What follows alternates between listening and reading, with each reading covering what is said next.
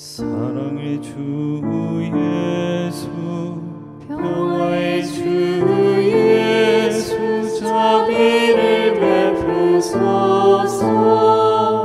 자비를 베푸소서. 사랑의 주 예수, 평화의 주 예수, 자비를 베푸소서, 자비를 베푸소서. 사랑의 주 예수, 평화의 주 예수, 자비를 베푸소서, 자비를 베푸소서. 사랑의 주 예수, 평화의 주 예수, 자비를 베푸소서, 자비를 베푸소서. 사랑의 주 예수, 평화의 주 예수, 자비를 베푸소서, 자비를 베푸소서.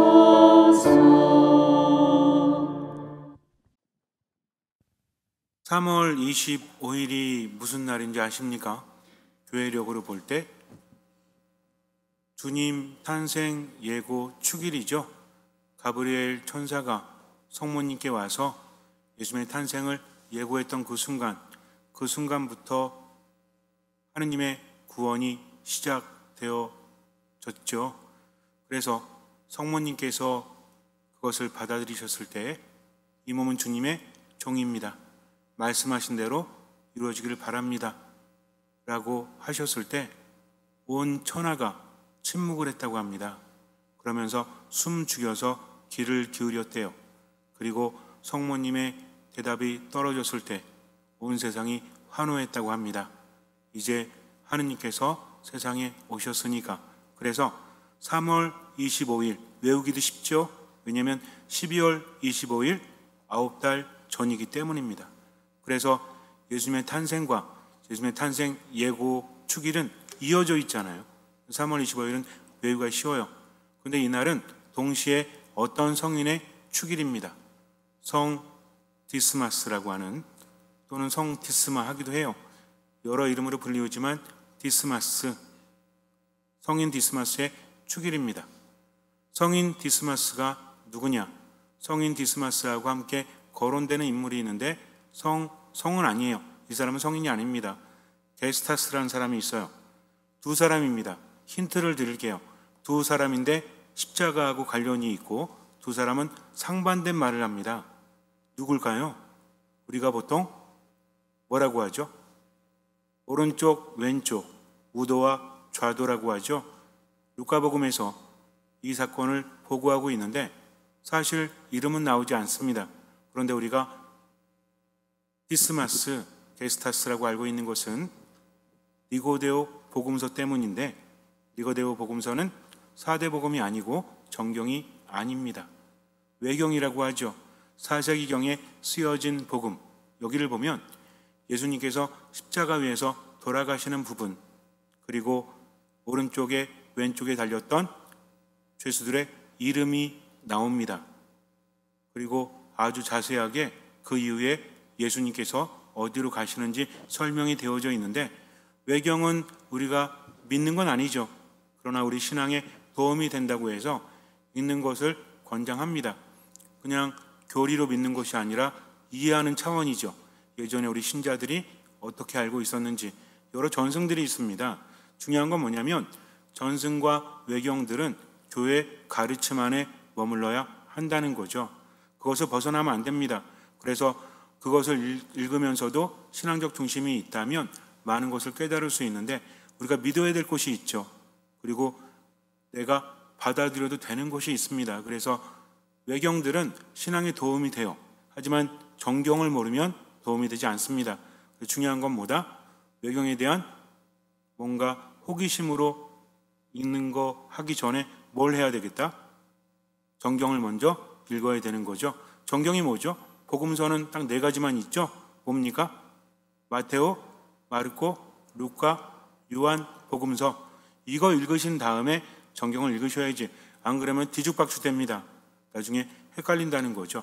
루카 복음에 나와 있죠. 어떤 장면이 나와 있습니까? 예수님께서 십자가 위에서 별 말씀 안 하시죠. 가장 유명한 말씀이 뭐가 있죠? 뭐가 있어요? 나의 하느님, 나의 하느님, 어찌하여 나를 버리셨나이까? 엘리 엘리 레마 사박타니, 또는 엘로이 엘로이 레마 사박타니. 그리고 또 뭐가 있죠? 사도 요한에게 너의 어머니시다, 성모님께 아들입니다 하고 이어준 부분, 요한복음이 있죠. 그리고 아버지 제 영혼을 아버지 손에 맡깁니다. 이런 내용들도 있습니다. 그래서 가상 7원이라고 하죠. 7가지 궁금하시면 찾아보세요. 어쨌든 그 중에서 루카 복음에 나와 있는 부분이 우리에게는 굉장히 충격적입니다. 왜냐하면 한 사람은 말을 잘해서 예수님과 함께 낙원에 들어갔어요. 예수님께서 십자가 위에서 별 말씀하지 않으셨는데 길게 말씀하십니다. 그렇다면 이게 어떤 의미가 있을까? 굉장히 중요한 부분이죠. 한 사람은 말을 잘했는데 그의 이름은 디스마스였다. 한 사람은 게스타스라는 사람인데 이 사람은 말을 잘못해가지고 구원을 받지 못합니다. 둘의 차이는 뭐였을까요? 성인 품에 오른다는 것은 어렵죠. 우리가 성인 품에 오르기 위해서 뭘 해야 되는지 아십니까? 가장 빨리 오르는 길이 뭔지 아세요? 순교하면 돼요. 순교. 그럼 바로 성인 품에 오를 수 있어요. 그렇지 않으면 순교를 못했어. 그러면 좀 까다롭습니다. 그 사람이 살아있을 때 또는 죽었을 때 기적이 일어나야 돼요. 이거를 확실히 파악을 해서 보고를 하고 진짜 기적이다 라고 인정이 되는 경우도 있고요.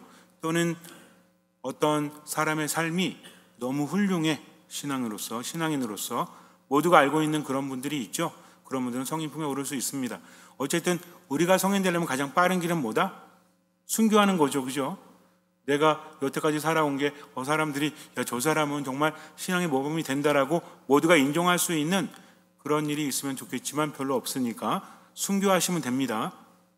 그런데 성 디스마스는 순교하지 않았죠. 오히려 이 사람은 살인을 저지르거나 강도 짓을 저지르거나 십자가형에 처해졌다는 것은 보통 죄는 아닙니다. 흉악범이라는 거죠. 그런데 이 사람은 어디 갔어요? 이 사람이 뭐라고 했죠? 여기서 중요한 것은 반대편에 있던 사람과 전혀 다른 말을 했다는 겁니다. 반대편에 있던 사람은 당신이 메시아라면 당신도 살고 우리도 살려보시오. 악을 쓰죠. 그런데 디스마스는 그렇게 말하지 않습니다. 우리야 죄가 있어서 마땅한 벌을 받지만 저분이야 무슨 죄가 있겠느냐 하면서 오히려 꾸짖죠. 자기 죄를 인정합니다. 그리고 스승님, 선생님, 당신 나라 들어가실 때 당신의 왕국에 들어가실 저를 꼭 기억해 주십시오 라고 말합니다. 그렇다면 이 말에서 우리가 알 수 있는 것은 무엇일까? 십자가 위에서 절망 속에 빠집니다. 인간이 절망 속에 빠지면 다 소용없는 거예요. 십자가라는 것은 깊은 절망입니다. 희망이 하나도 있지 않다는 거죠. 아무리 고귀한 인간도 희망이 없다면 망가질 수밖에 없죠. 아무런 희망이 없으니 더 이상 잃을 것도 얻을 것도 없습니다. 그런 상황에서 한 사람은 절망에 빠져서 뭐하고 있죠? 분노하고 있습니다. 예수님을 저주하고 있죠. 그런데 한 사람은 어때요? 어차피 희망이 없어요. 그런데도 불구하고 예수님께 의탁하고 있고 자신의 죄를 고백하고 있다는 겁니다. 이거는 그 처지가 되어보지 않은 사람은 절대로 말할 수 없죠. 십자가 위에서 죽어간다는 것은 몸이 완전히 망가진 상태, 이제는 죽음만 기다리고 있는 겁니다. 빨리 죽는 게 나은 상태예요. 그렇다면 그 상황에서 어찌합니까? 우리도 살아가면서 절망에 빠졌을 때 어떡하죠? 불평하죠. 불평을 할 수밖에 없는 거죠. 분노하죠. 다른 사람을 탓하지 않습니까? 그러면서 스스로 너무 힘들어하는 거죠. 실제로 화를 내거나 불평하는 사람이 가장 힘든 겁니다. 누군가 내 탓을 하면서 막 화내잖아요. 불평하잖아요. 가족이라든지 친구라든지 어떤 사람이 그렇게 할 때 듣는 것도 힘들죠. 근데 진짜 힘든 건 누구예요? 그 사람 자신이지 않습니까? 나는 잠깐 듣고 끝나면 돼요. 그러나 그는 깊은 절망 속에 빠진다는 거죠. 더욱더 기가 막힌 것은 힘들 때 힘든 척을 하면 안 돼요. 나 힘들어, 나 괴로워 하면서 스스로의 감정에 빠지면 더 힘들어집니다. 그럴 경우에 어떻게 해야 돼요? 탈탈 털고 일어나야 하는 거죠. 그래서 뭐라고 합니까? 지금을 살아가라고 하죠. 과거에 묶여있지 말고 지금을 살아가라. 왜냐하면 과거에 어떤 일이 있었을 때 지금 아무리 탓해도 바뀌는 것은 아무것도 없으니까. 이거 누가 모릅니까? 문제는 뭐예요? 이게 안 된다는 거죠. 나 앞으로 잘 살아야지.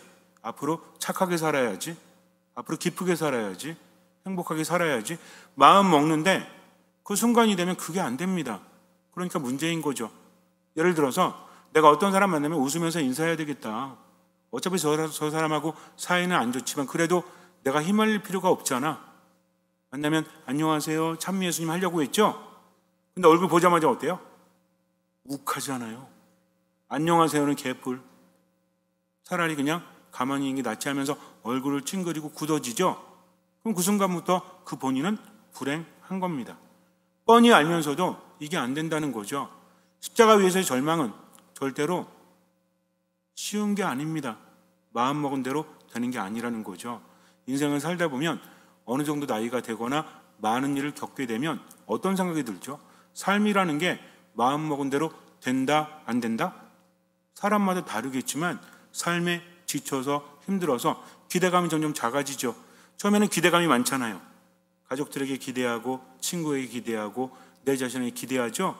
근데 시간이 지날수록 그 기대감이 줄어듭니까? 더 커집니까? 줄어드는 경향이 있죠. 물론 어떤 분은 더 커질지도 모르겠지만 왜 줄어드는 걸까요? 안 된다는 거 아는 거야. 그러니까 이 많은 것들을 기대해봤자 절망할 수밖에 없으니 이걸 줄여가는 겁니다. 그래도 뭘 가지려고? 희망을 가지려고. 굉장히 역설적인 겁니다. 내가 기대감을 줄인다는 것은 그렇게 해서라도 이루어지지 않을까라는 기대감이 있다는 거죠. 그런데 십자가 위에서는 이 자체가 없어요. 그냥 죽어야 되는 거예요. 빨리 죽는 게 편해요. 그런 상황에서 어떤 말을 할 수 있을까? 어쩌면 그러고 싶지 않은데 계속 불평하고 분노하고 그렇게 되는 우리 인생과 다를 바가 없어요. 그런데 한 사람은 자기 죄를 고백합니다. 그리고 예수님께 의탁을 하죠. 이게 얼마나 대단한지를 우리가 알아야 돼요. 전승에 의하면 디스마스라는 사람은 예수님과 인연이 있었다고 합니다. 물론 전승은 사실이지만 지금부터 제가 말하는 건 살짝 가미가 됩니다. 그러니까 여러분들은 내용만 알아들으시면 돼요. 3월 25일이 주님 탄생 예고 축일인데 왜 그날이 성 디스마스 축일일까라는 것을 묵상해 보니까 이 전승과 좀 맞아 떨어지는 부분이 있기 때문에 성모님과 요셉 성인과 아기 예수님이 헤로데를 피해서 이집트로 떠나죠. 갈 때 뭘 타고 가셨어요? 비행기? 버스? 자율주행 자동차? 아니죠. 나귀 한 마리 끌고 가셨겠죠. 누구 때문에? 성모님 때문에. 아이를 낳은 지 얼마 되지 않았고 아기 예수님이 있으니까 거기 태우고 유대성이는 걸어갔겠죠. 돈이 많았겠습니까? 목수일을 했는데 별로 없었겠죠. 그런데 가다가 강도를 만나게 됩니다. 위험에 처했던 거죠. 근데 그때 예수님의 얼굴이 빛나기 시작을 해요. 한 사람이 이것을 봅니다. 그리고 뭔가 심상치 않은 거죠. 그래서 안 된다, 우리가 이분을 건드리면 안 된다 하면서 다른 강도들을 막아서고 요셉과 성모님과 예수님의 가족을 무사히 떠나 보냅니다. 그때 성모님이 한 말씀을 하세요. 장차 너가 이 아이의 복을 받게 될 것이다 라고 합니다. 그리고 세월이 흘러서 어디서 만났어요? 십자가 위에서 반갑게 만났어요? 아니죠. 그렇다면 이런 생각을 합니다. 그 사람은 예수님에 대해서 알았을까 몰랐을까? 어쩌면 예수님을 보고 예수님의 얼굴이 빛나는 것을 보고 알아보았다는 것은 의도하지 않는다고 할지라도 계속해서 기회가 있지 않았을까. 그러니까 신앙 고백을 한 거잖아요. 그런 절망적인 상황 속에서도 예수님께 모든 것을 의탁할 수 있었다는 것은 예수님이 누구신지 몰랐더라면, 그분의 말씀을 듣지 않았더라면 가능한 것이 아닙니다. 그 상황이 돼보지 않고는 아무도 말할 수 없는 거죠. 그러면 예수님이 누구시라는 것을, 그분이 하느님이시라는 것을, 왜? 죽음 이후에 모든 것을 관장하실 수 있는 분은 누구뿐이 없죠? 하느님뿐이 없죠. 영원한 생명을 주시는 분은 바로 그분이시라는 것을 알고 있었다는 겁니다. 그런데도 불구하고 삶이 흘러가다 보니까 목마름은 있는데, 아쉬움은 있는데 사람이 왜 못돼지는지 아세요? 정답이 어디 있어요? 저도 그냥 질문하는 건데. 사람은 누구나 순수하게 살고 싶죠. 돈에 매이고 싶으세요? 그런 사람 아무도 없을걸요? 권력에 매이고 싶으세요? 명예에 매이고 싶어요? 사람한테 매이고 싶어요? 안 그래요. 근데 살다 보니 어때요? 헤어나오지를 못하는 겁니다. 우리가 돈의 노예가 된다라고 하지만 돈이 없으면 살 수 없잖아요. 그 선이 어디죠? 내가 돈을 누리는 것과 돈의 노예가 되는 선이 어디입니까? 이거 안다면 올려주면 좋겠죠. 알람 울리듯이. 그건 좋겠지만 어느샌가 거기에 푹 빠져버리게 되지 않아요. 인간은 그렇습니다. 여태까지 살아온 삶을 벗어나기가 쉽지가 않다는 거죠. 그러니 그분의 말씀을 듣고 가슴이 뜨거워진다고 할지라도 너무 멀리 와버렸다는 거죠. 어떤 느낌이 있을까요? 상실감, 죄책감. 내가 어찌 그분께 나설 수 있을까? 말씀만 들었지 그분을 만나지 못했잖아요. 그러니까 그것을 간절히 바라지만 그게 되지 않는 겁니다. 시대적인, 상황적인 한계라는 게 있다는 거죠. 자케오라는 사람이 예수님을 보기 위해서 어디로 올라가죠? 나무 위로 올라갑니다. 왜 그랬을까요? 그는 키가 작았죠. 사람들이 놀립니다. 나무 위로 올라가면 더 놀림 받는 거죠. 근데 왜 그랬을까요? 예수님 만나면 되잖아요. 만나지 못하는 사연이 있었겠죠. 그는 세리였기 때문입니다.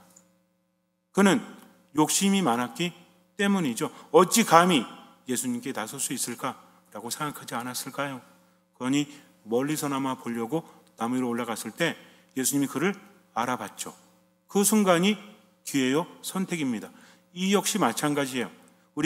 그렇다면 우리가 마지막 갈 때 그때 뉘우치면 되는 거 아니야? 그럴듯하지 않습니까? 마지막에 하느님께 애원하면 되는 거 아닐까라고 생각하는 것도 그럴듯해요. 여기서 우리는 두 가지를 생각해 봐야 합니다. 기회라는 말이 있는데 영어로 기회가 뭐죠?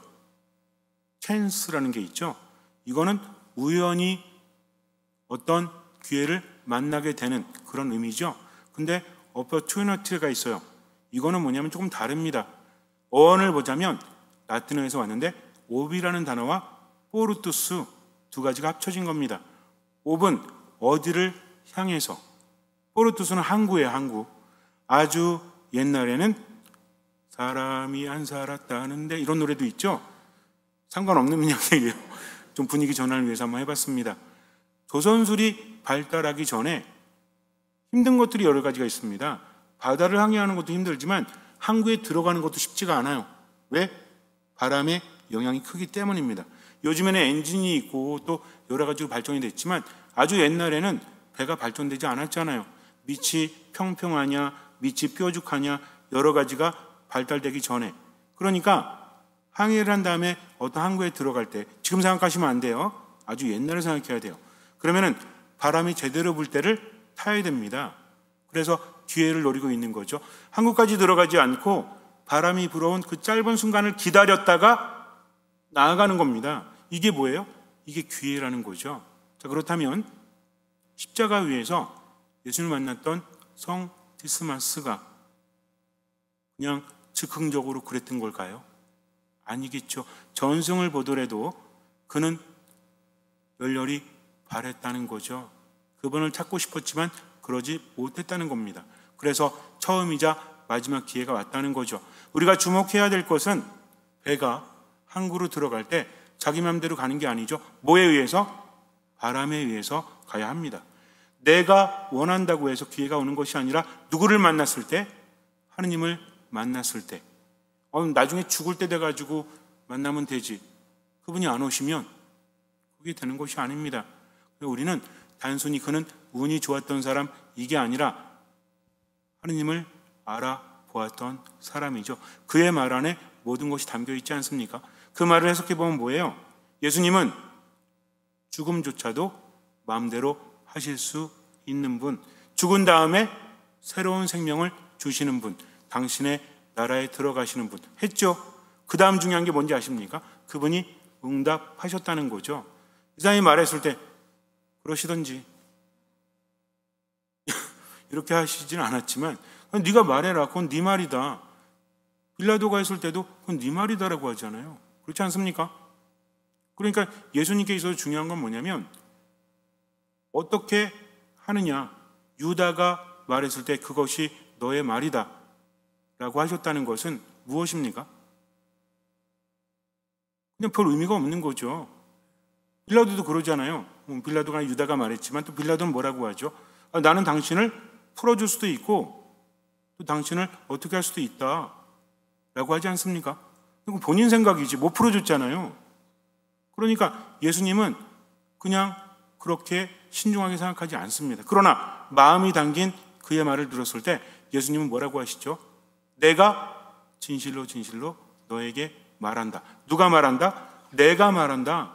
예수님이 보증하신다는 겁니다. 그분의 십자가성에서의 고통이, 그 공로가 그에게 전해진다는 거죠. 그래서 성 디스마스는 예수님의 십자가의 구원을 첫 번째로 입은 사람, 그렇기 때문에 대단하다는 거죠.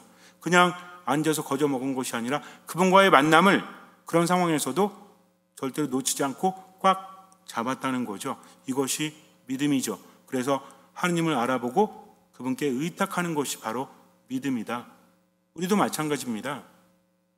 그렇다면 인생을 살아가면서 절망 속에 있을 때 무엇을 바라보느냐? 고통을 바라보고 절망 속에 빠져드느냐? 아니면 하느님 바라보고 할 수 있는 만큼 보이는 만큼 하고 나머지는 그분께 맡기느냐? 믿음이라는 것은 왜 대단하죠? 예수님 말씀하시잖아요. 하느님께는 불가능함이 없다. 또 어떤 사람에게? 믿는 사람에게는 모든 것이 가능하다. 왜? 하느님께서 함께 하시기 때문입니다. 기회는 내가 만드는 게 아닙니다. 그분을 알아보는 것이 기회라는 거죠. 그분을 알아본 사람은 어떻게 살아요? 모든 것을 맡기고 최선을 다한다는 거죠. 하느님께 주신 힘으로 우울하게 살고 있다면 이건 기회를 놓치는 겁니다. 화내면서 살고 있다면 이 또한 기회를 놓치는 거죠. 그렇기 때문에 우울해지는 건 괜찮아요? 안 괜찮아요? 괜찮아요. 우울해하는 건 안 됩니다. 느끼는 그 순간. 분노하는 건 돼요? 안 돼요? 안 돼요. 화 나는 건 돼요? 안 돼요? 돼요. 좀 뭔가 좀 헷갈리십니까? 그럼 마지막 문제, 이건 다 맞히실 것 같아요. 슬퍼지는 건 돼요? 안 돼요? 미리 대답하지 말고. 슬퍼하는 건 됩니까? 안 됩니까? 이거 안 된다는 거죠. 그래서 내가 슬픔에 빠져 있구나라고 깨달았을 때 어떻게 하는 거예요? 주님, 당신께 모든 것을 맡깁니다 하면서 기도하는 거죠. 그러면서 최선을 다하고 나머지는 맡기는 겁니다. 예수님께서 바라시는 것은 우리가 고통스럽게 살아가는 게 아니에요. 성주간을 시작하면서 주님 순환 성지주의를 우리가 보내면서 성금요일도 보내겠지만, 야, 내가 십자가에서 얼마나 많은 고통을 당했는지 알아? 너네들도 고통 당해야 돼. 그날은 단식하면서 몸을 아프게 해. 그러니까는 신앙이 깊을수록 어떻게 해요? 채찍을 만들어 가지고 막 나를 때리면서 저는 죄인입니다, 죄인입니다. 하느님 그거 바라십니까? 그렇지 않다는 거죠. 그분이 바라시는 건 뭐죠? 내 안에 머물러라. 나를 따라오너라. 나를 믿고 지금을 살아가라. 예수님께서 내가 나다 라는 표현을 하실 때가 언제죠? 뭔가 대단한 일이 있을 때. 제자들에게 뭐라고 하십니까? 풍랑에 시달리는 제자들에게 용기를 내어라. 나다. 두려워하지 마라. 여기서 중요한 건 나다라고 했죠. 그러니까 내가 너에게 말한다. 이 절망에서 너는 희망이 있을 것이다. 왜냐하면 내가 함께 있기 때문이다. 이 말씀이에요. 그래서 우리는 어떤 상황이 된다고 할지라도 결코 찌부러지지 않고 누구를 믿으면서? 예수님을 믿으면서 지금을 살아갈 뿐입니다. 그렇기 때문에 희망이 있는 거죠. 이 희망은 아무도 뺏어갈 수 없다는 말 아시죠? 죽음도 갈라놓을 수 없습니다. 그러니 하느님만 믿고 지금을 살아가면 되는 거죠. 그래서 신앙이란 내 삶의 십자가를 바라보는 것이 아니라 십자가 위에 있는 예수님을 바라보면서 언제를 살아가는 것? 지금을 살아가는 것. 얼마만큼? 할 수 있는 만큼, 얼마만큼? 보이는 만큼, 어떤 마음으로? 듣는 마음으로 주님께 맡기고 살아가면 되죠. 잠시 눈을 감으세요. 감정을 하느님께 봉헌하십시오. 생각을 하느님께 봉헌하십시오. 우리는 아무것도 할 수 없죠. 그분이 없다면 지금의 상황이 나를 미치도록 화나게 만들고 나를 슬프게 만들고 절망하게 만들어도 괜찮아요. 그분께서 함께 하시기 때문입니다. 그분을 믿고 지금을 살아가십시오. 미사, 말씀, 기도 안에 듣는 마음으로 머무세요. 그분을 만나십시오. 모든 것을 맡기십시오. 그리고 지금을 할 수 있는 만큼 보이는 만큼만 살아가십시오. 주님께서는 그 믿음을 보시고 우리 삶에 놀라운 기적을 일으켜 주실 것입니다. 아멘.